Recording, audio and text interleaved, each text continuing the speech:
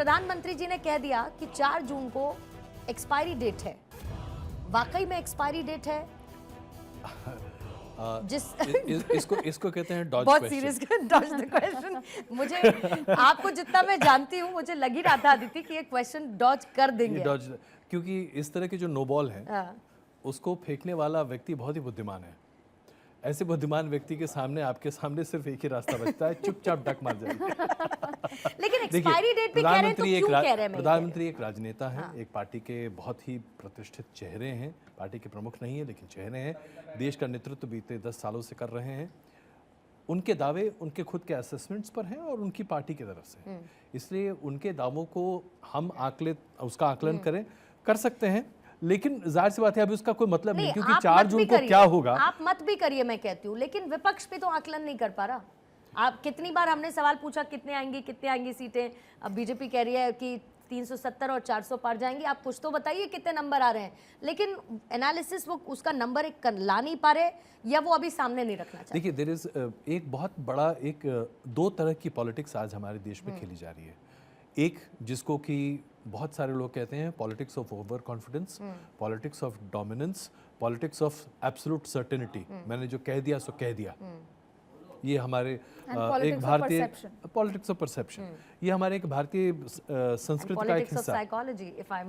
Absolutely. सो ये एक हमारे भारतीय संस्कार में है कि भाई जो बड़े बूढ़े होते हैं ना, हम जानते हैं कि हम क्या कर रहे हैं, हमने कह दिया जी।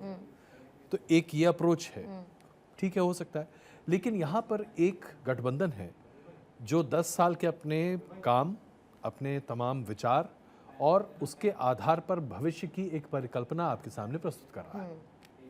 दूसरी तरफ एक गठबंधन है जिसको चाहिए था कि वो अपने विचार, अपनी परिकल्पना, अपने हिसाब से भविष्य के भारत की परिकल्पना आपके सामने रखे, लेकिन वो कर क्या रहा है? वो इनकी नकारात्मकता को बाहर निकाल रहा है। जी आपने ये नहीं किया, आपने ऐसा नहीं किया, आपने वो नहीं किया। There is no alternative narrative that आप या हम या देश की जनता के सामने है। अगर आप दोनों पार्टियों के पार्टी मैनिफेस्टो को उठाकर देख लीजिए, कहीं कोई फर्क दिखाई ही नहीं देगा। विदेश नीति पर एक राय, आर्थिक नीति एक राय, वेलफेयर मैकेनिज्म्स एक राय, लोगों तक सहूलियत पहुंचाना एक राय, कैसे लोगों को ज़्यादा समर्थ बनाना एक राय, रोजगार कैसे मुहैया कराना, तरीके अलग अलग हैं लेकिन टारगेट एक है। तो कुल मिलाकर क्या बात हुई? कोई ऑल्टरनेटिव नैरेटिव एक ही है। India is a welfare state, हम सब वेलफेयरिज्म पर आगे बढ़ेंगे और उसी के आधार पर बढ़ते चले जाएंगे। मैंने ये सवाल इसलिए पूछा क्योंकि 3rd फेज के कंप्लीशन के साथ ही we are almost halfway, मतलब हम आधे रास्ते तक आ चुके हैं अपने लोकसभा चुनाव के संपन्न होने के। तो ये आधे रास्ते तक आने में पार्टियों ने पूरी तैयारी की थी, लेकिन आधे रास्ते तक आने के बाद अब कुछ तो इसको हम समझ पाएंगे कि किस ओर जा रहा है या नहीं। I would say ji 5 points. पहला, आधे रास्ते आगे, there is no poll theme, there is no poll science होगी जो हम ये एनालिसिस कर रहे हैं या इसका क्या गुणा भाग है, but there is no poll theme. हम बार बार एक ही बात कह रहे हैं, 2014 में भ्रष्टाचार के खिलाफ था, 19 में राष्ट्रवाद का फेम था, इस बार क्या हो रहा है ये समझते हैं। अक्सर क्या होता है, जो आईना दिखाया जाता है, तो the cute public including us who vote, तो उनको क्या होता है कि ये दिखा दिया, वो देखते हैं और वो वोट करके आते हैं। अक्सर ज़्यादातर ऐसा ही होता है। अब हो क्या रहा है, पहले क्या होता था कि बीजेपी बैटिंग करती थी और विपक्ष जो है वो फील्डिंग करते रहता था, जो बैटिंग की उसी मुद्दे को ही मुद्दा बना लेता था वो अपना। इस बार थोड़ा डिफरेंट है, इस बार दोनों तरफ से बैटिंग हो रही है। बहुत सारे मुद्दे, मंगलसूत्र की बात है या उस तरह की बात है, आरक्षण की बात है, ये तमाम बातें भारतीय जनता विपक्ष ने शुरू की और बीजेपी भी उसको मुद्दा बना रही है, खेल रही है, जो भी है। लेकिन वोटिंग परसेंटेज देख के एक चीज लगती है कि जैसे पक्ष और विपक्ष अपने हिसाब से कर रहे हैं, जनता भी, वोटर भी सुन सबकी रही है, कर मन की रही है। तो ये मुझे ऐसा लगता है कि इतना सब कुछ होने के बाद नहीं, नॉर्मली क्या होता है कि आप ड्रिवन हो जाते हैं, आप इतना वेव और इन्फ्लुएंस होता है कि आप ड्रिवन हो जाते हैं। पर इस बार ये नजर आ रहा है, हालांकि सच बात सही है कि अजय सर कह रहे हैं सब कुछ 4 को पता चलेगा, और ये सवाल करना कि कोई आंकड़ा नहीं बता पा रहा है या कोई बता पा रहा है, ये साइकोलॉजिकल गेम है, पता तो दोनों को ही नहीं है। सिर्फ एक मंशा है। नहीं, बट उनके खुद के इंटरनल सर्वेज होते हैं, कितने सारे सर्वेस के आधार पर बहुत सारे फैसले पार्टी लेती है, तो एक सीट भी तो सोच के चलती होगी कि अच्छा हम यहाँ तक पहुँच रहे हैं या यहाँ चुप है। देखिए, भारतीय जनता पार्टी ने खुद के इंटरनल सर्वेज में राजस्थान में ये बताया कि हम 25 की 25 सीटें जीत रहे हैं चुनाव से पहले। अभी भी वो यही बोल रहे हैं कि हम 25 से 25 जीत रहे हैं, लेकिन ऑफ रिकॉर्ड वो ये मान रहे हैं कि हम 5 सीटें शायद लूज कर रहे हैं, सूत्रों के हवाले से खबर, लेकिन 5 सीटें शायद लूज करें। बात होती है चर्चा, तो एनालिसिस तो per day. In fact Bharatiya Janata party strategic party है, कई जगह वो हर 3 दिन में, जैसे दिल्ली में हर 3 दिन में, जब से अरविंद केजरीवाल तमाम मुद्दे हुए, हर 3 दिन में उन्होंने अपना सर्वे कराया है। लेकिन विपक्ष को सिर्फ ये चाहिए कि नंबर कैसे कम करें।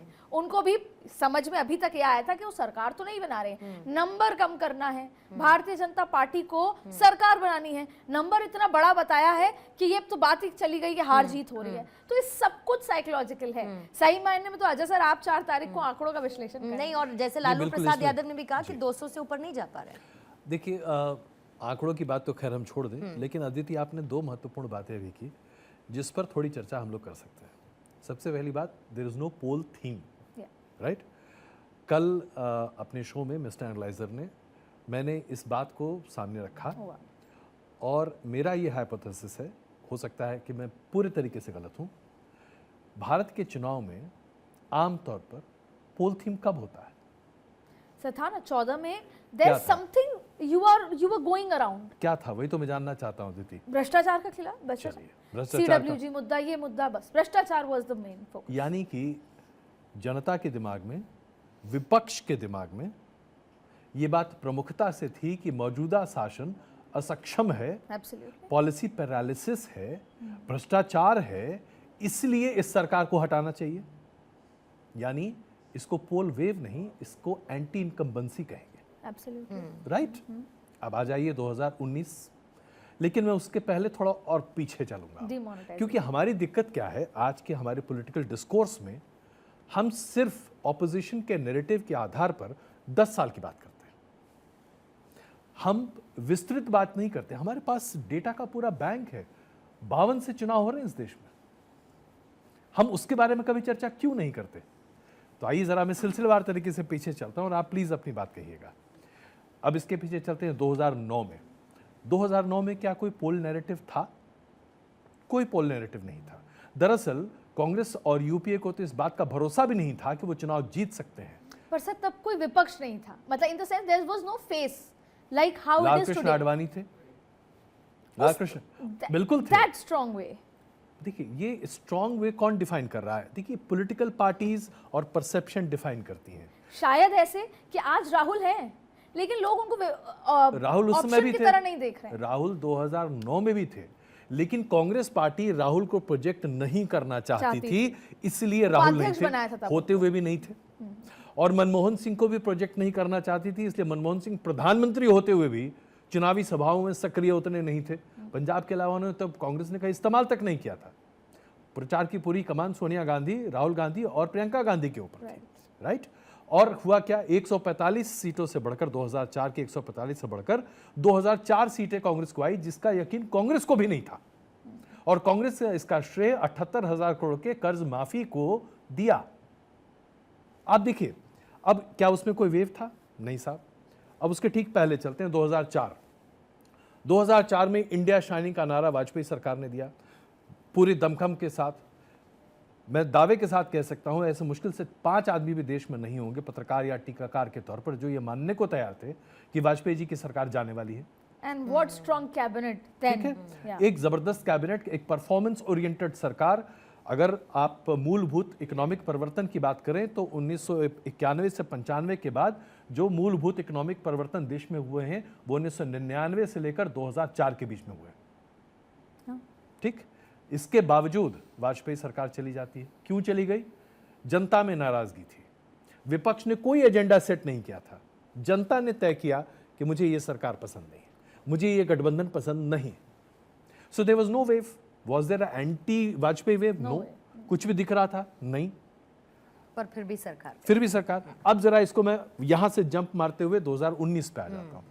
2019 में थर्ड फेज के चुनाव के समय मुझे बड़े बखूबी याद है, ये कहा जा रहा था कि इस बार तो मोदी सरकार गई, नहीं जीत रही 2019 में। जी 2019 में थर्ड और फोर्थ फेज में जब यूपी बिहार और सब जगह मतदान हो रहे थे, उस वक्त इस बात को लेकर बहुत चर्चाएं थी कि इस बार नहीं बनेगी सरकार, शायद 200 सवा 200 सीट से ऊपर नहीं आएगी।